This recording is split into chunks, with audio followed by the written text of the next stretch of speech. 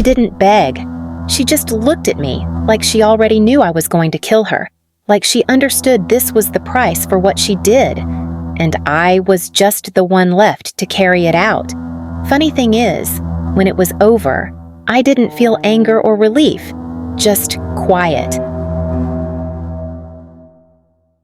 I never imagined it would end like that, not with blood on the carpet, not with her eyes wide open, staring past me like I was already a ghost.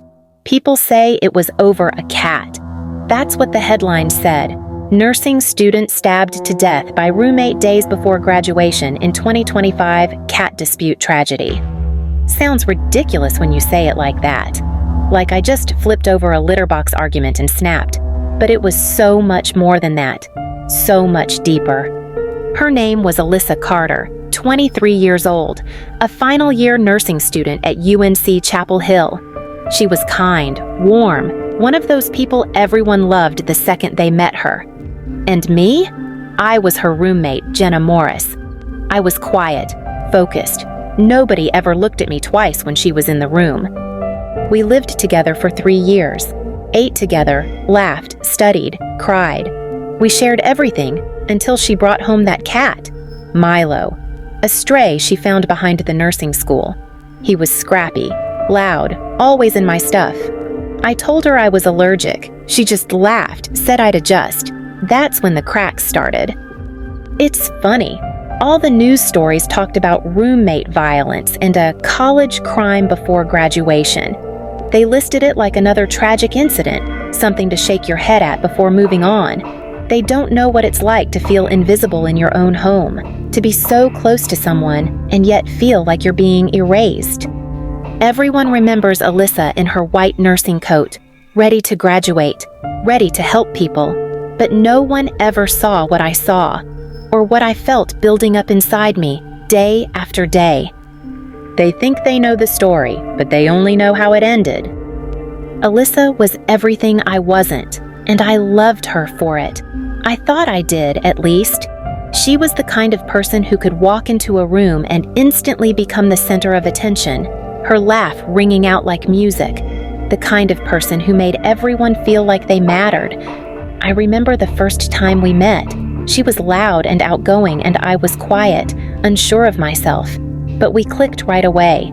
She could see the loneliness in me, the way I was always on the outside watching everyone else. She took me in. She was my best friend. At first, I didn't mind being in her shadow. I didn't mind when she stole the spotlight in class or when everyone at parties would gather around her while I stood off to the side. I didn't mind that her friends were always more important than mine, that people never seemed to notice when I wasn't around. She didn't mean to make me feel invisible, but she did.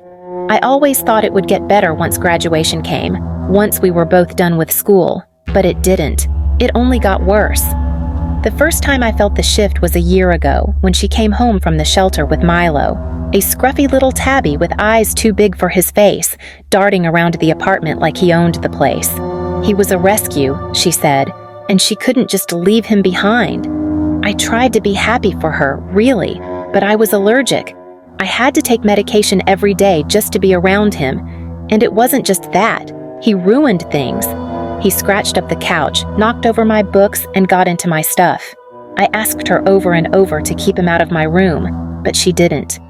At first, she brushed it off, laughed it off.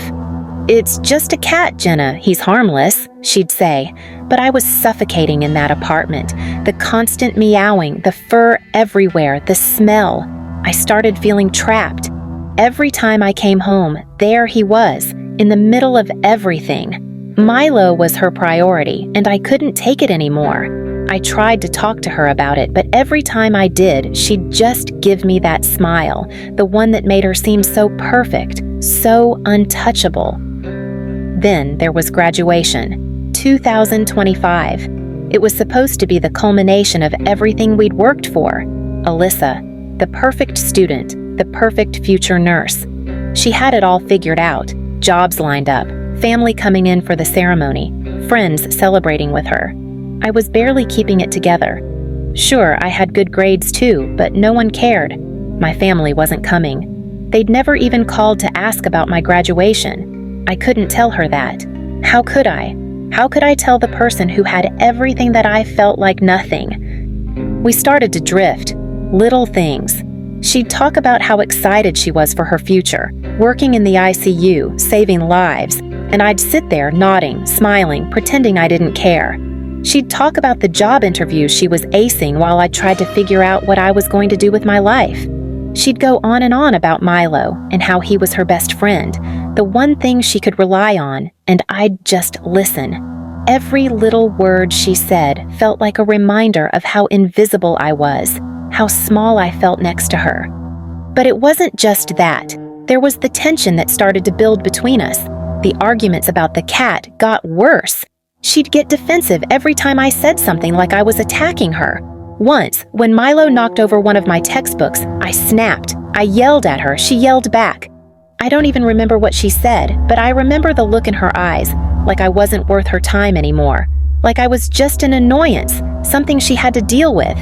That night, she said it, her voice cold, cutting through me like a knife. I think you need to move out, Jenna. This isn't working. You're toxic. The words stung, but there was something else behind them. Something that made my chest tighten with something darker. She wasn't just angry, she was tired of me. She didn't want me around anymore, and I couldn't handle it. That's when I realized I was never going to be enough. Not to her, not to anyone. And that feeling, it ate at me. Every single day. Graduation was supposed to be a fresh start for both of us, but for me, it felt like the end. Alyssa had everything. I had nothing. We were just days away from graduation. I told myself I'd make it through. I told myself I'd be okay. But that night, the night everything finally snapped, I knew I wasn't, and neither was she. It wasn't planned, not exactly. I had never thought about it this way. But I also didn't stop it. I didn't stop myself. The night had started like any other. The apartment was quieter than usual. Just the hum of the fridge, the sound of Milo chasing after something in the other room. Alyssa had been on the couch, curled up with her laptop, working on some last-minute assignment for school. I was in the kitchen, pretending to study, but my mind wasn't on the textbooks or the piles of notes in front of me. It hadn't been on anything for days. Milo meowed from the other room like he always did when he wanted attention. He was always demanding, needy, never letting up until he got what he wanted. I wasn't sure why I tolerated it anymore, but I did. I just sat there, listening to him and feeling the walls close in. Alyssa was so wrapped up in him, in school, in her perfect future, and I was invisible. I tried to focus on the words in front of me. I tried to pretend everything was fine, but the longer I sat there, the more I felt the familiar knot of anger rising in my chest. It wasn't just Milo anymore. It wasn't just the cat tearing up my stuff, or the allergies, or the constant neediness that I couldn't escape. It was everything. I wasn't just angry at Alyssa. I was angry at myself, angry that I had let things get this far, angry that I had let her have everything, friends, family, success, while I was left in the background, stuck in the shadow of someone who would always be better than me. I stood up abruptly, the chair scraping against the floor. Alyssa didn't even look up. She was lost in her screen, her fingers typing away. Her life was moving forward, and mine felt like it was crumbling into dust. I walked into the living room, my heart pounding in my chest. Milo was on the couch with her, curled up beside her, purring contentedly. I remember looking at them both. Her, so serene, so perfect, and him, so small and vulnerable, and I felt this rush of something dark, a feeling that had been brewing for weeks, maybe months. It was like the pressure had built up inside me, and it was finally reaching its breaking point. "Jenna?" Alyssa's voice pulled me from my thoughts. She was looking at me now, confused. "What's wrong? You look upset." "I'm fine," I said, my voice tight, not wanting her to see how much it had all been eating away at me. Just stop, Alyssa. Stop acting like everything's perfect." Her brow furrowed. "What are you talking about?" I couldn't hold it in anymore. The words came out in a rush. "You never listen to me. It's always about you and Milo or school or your stupid graduation. You don't care about me. You don't care about anything except what you want. It's like I don't even exist." Her expression softened, but not in the way I wanted, not in the way I needed. It was the same patronizing, pitying look she had given me so many times before. "Jenna, you're being irrational. It's not like that. You know I care about you." I felt a spark of frustration flare up, and before I even knew what I was doing, I snapped. "No, you don't. You don't care. Not really. I'm just a convenience to you, a body in the room when you need someone to fill the space." Alyssa stood up now, her tone sharp. "That's not true. I never—" But I didn't want to hear it anymore. I didn't want to hear her excuses. I didn't want to hear her pretend that everything was fine when it wasn't. My hands were shaking as I turned away, pacing the floor, my breath coming in short bursts. She followed me, but I didn't want to look at her. I didn't want to see that pity in her eyes anymore, the way she was always better, always the one everyone loved. I didn't want to see her perfect life unfolding, leaving me behind. I don't remember exactly how I got to the kitchen, but I remember seeing the knife on the counter. It was sharp, the kind of knife you use to chop vegetables, the kind that feels like it could slice through anything. I don't know what made me reach for it. I don't know why I thought it would make things better, but when I held it in my hand, I felt calm, like I could finally take control of something in my life. "Jenna, what are you doing?" Alyssa's voice was now laced with fear, but I didn't care. I couldn't hear her anymore. All I could hear was the pounding of my own heart, the rushing sound in my ears. I turned to face her, the knife held tightly in my grip. My mind was clouded, but the anger, it was crystal clear. It burned through me like a fire. She took a step back, but I didn't care. It was too late to stop now. "Jenna, please," she whispered, her eyes wide. But I couldn't stop. I didn't know how. The rage was suffocating, and I just needed it to end. I lunged at her. She tried to push me away, but I was stronger than I had ever been.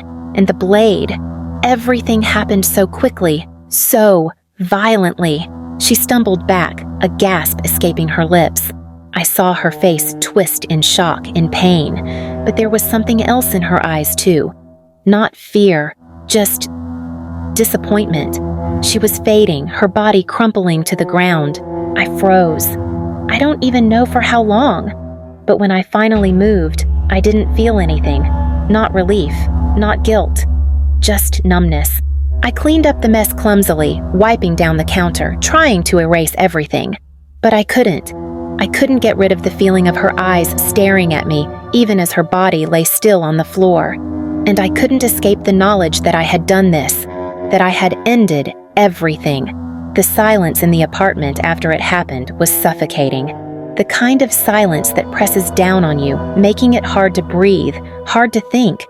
Alyssa was gone. Her body was still there, but she wasn't. She was just a memory now. A cold, lifeless version of the person I once called my best friend. I stood there, frozen. The knife was still in my hand, dripping with blood. I don't remember how long I stood like that, just staring at her, at the mess I'd made. The realization didn't hit me at first, not fully. Part of me was still in denial, like maybe if I waited long enough I could reverse it, that I could go back to before, but I couldn't. I stood there, frozen. The knife was still in my hand, dripping with blood. I don't remember how long I stood like that, just staring at her, at the mess I'd made. The realization didn't hit me at first, not fully. Part of me was still in denial, like maybe if I waited long enough I could reverse it, that I could go back to before, but I couldn't. I moved slowly, almost mechanically, and set the knife down on the counter. The world felt like it was spinning, like everything around me was blurred and out of focus. I wiped my hands on my pants, trying to clean up the blood, but it smeared, only making it worse. Nothing would ever be clean again. The apartment still smelled like Milo's fur, like the faint traces of Alyssa's perfume, like something that was once whole but now shattered. The light from the street outside filtered through the blinds, casting long shadows across the floor. I sat down in the corner of the room, my head in my hands, and the weight of what I'd done started to sink in. The guilt didn't come all at once. It was more like a slow crawl, inching its way into my chest. At first, I told myself it was her fault. She had pushed me to the edge. She had made me feel small, invisible. But that didn't matter anymore. No excuses, no blame. I had done this. I had ended her life, and I would have to live with that. I looked at the clock. Hours had passed. I had to move now. I couldn't just sit here, frozen. I wiped my face, stood up, and tried to think clearly. I needed to get rid of the evidence to cover my tracks. The rest of the night became a blur of frantic movements, of doing whatever I could to erase the scene in front of me. But no matter how much I cleaned, I couldn't erase the image of her face, of her lifeless eyes. It was over. There was no going back. I thought I'd done everything right. At least, that's what I told myself. I cleaned up. I moved quickly. I thought if I just kept it together, if I acted normal, no one would ever know. But it's never that simple, is it? The next morning, I woke up with a headache. A dull, relentless pounding in my skull. The apartment was still quiet. Too quiet. Alyssa wasn't there. She wouldn't be, and I couldn't keep pretending like it hadn't happened. I spent the day pacing around, trying to act like I wasn't unraveling. I went through the motions, showering, eating breakfast, even texting a few friends. I didn't answer anyone who asked about Alyssa. I didn't need anyone asking questions. But it didn't take long before things started to crack. That evening, I got a call from one of our mutual friends, Rachel. She asked where Alyssa was. "She's fine," I said, my voice tight. Just taking some time for herself. But Rachel wasn't convinced. "I've been texting her all day.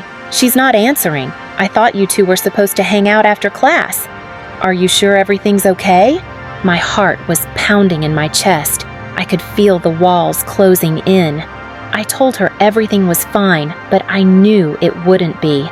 I had to do something. I had to act fast. I hung up the phone, a wave of panic rushing over me. I couldn't let anyone in. I couldn't let anyone see. The next morning, the cops showed up. They said they were investigating a missing person case. Alyssa's family had called them. No one had heard from her since yesterday. They asked me about her whereabouts, her behavior, if there had been any signs of trouble. I gave them the same story I'd told Rachel, that she'd just been stressed with school and maybe she needed a little space.